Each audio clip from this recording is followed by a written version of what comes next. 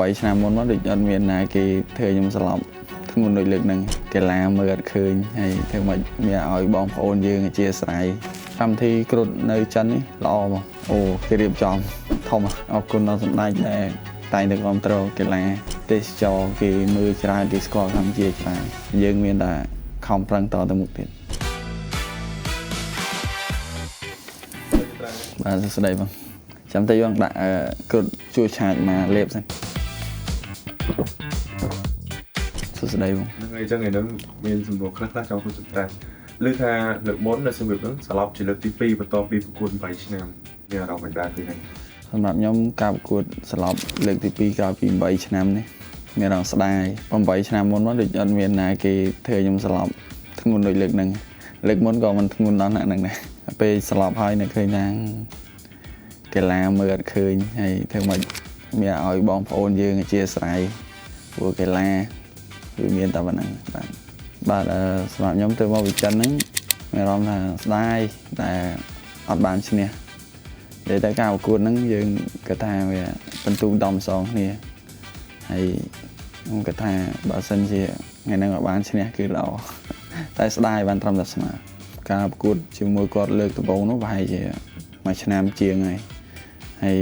គាត់ស្គាល់គ្នាគាត់លេងឆាតលេងអីមួយគ្នារហូតតែចិនណាដឹងដល់ប្រកួតប៉ះណាគេទេដល់ពេលមកគាត់ឃើញគាត់ story គេថាអញប្រកួតមួយគ្នាមែនដល់ពេលអញ្ចឹងថាប្រកួតមួយគ្នាអញ្ចឹងក៏ប្រកួតទៅហើយបើសម្រាប់ថ្ងៃមុខខាងក្រុមហ៊ុនគ្រុឌគាត់ឲ្យកីឡាករចិននឹងគាត់មកប្រកួតមួយខ្ញុំទៀតខ្ញុំគាត់ថាអត់អីទេឲ្យគាត់រកដៃគូផ្សេងទៅព្រោះខ្ញុំមកទៅចេះរកដៃគូផ្សេងល្អជាងនឹងក៏បានដែរព្រោះគាត់មានអារម្មណ៍ថាដូចស្និទ្ធស្នាលគ្នាហើយបាទដូចបងប្អូនបាទខ្ញុំធ្លាប់ប្រាប់គាត់ពីរបៀបវាយកែងពីរបៀបទាត់ព្រោះប្រកួតលើកមុនគាត់ចេះតែ kickboxing ហើយខ្ញុំប្រាប់គាត់ពីរបៀបទាត់ហើយពីរបៀបកែងហើយដល់ពេលយ៉ាងដូចសិស្សប្អូនសិស្សបងបាទគាត់ slot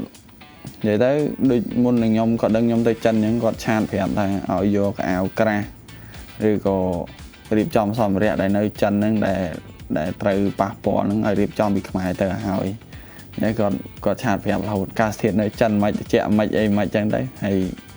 យ៉ាងគាត់ប្រាប់ខ្ញុំរហូតកម្មវិធីគ្រុឌនៅចិននេះល្អមកកម្មវិធីធំហើយមនុស្សច្រើនជាជនចិនចូលមើលច្រើនហើយរីងគេអីគេគឺស្អាតទាំងអស់ហើយនិយាយទៅកម្មវិធីគេរៀបចំនេះមកអែមក៏យើងកីឡាករស្រុកខ្មែរយើងទៅមើលទៅអូគេរៀបចំធំសម្រាប់ខ្ញុំអរគុណដល់សម្ដេចដែលតែងតែគ្រប់គ្រងកីឡាតាំងពីជើ live មើល live មើលអីបងស្រីគាត់ប្រាប់ហើយ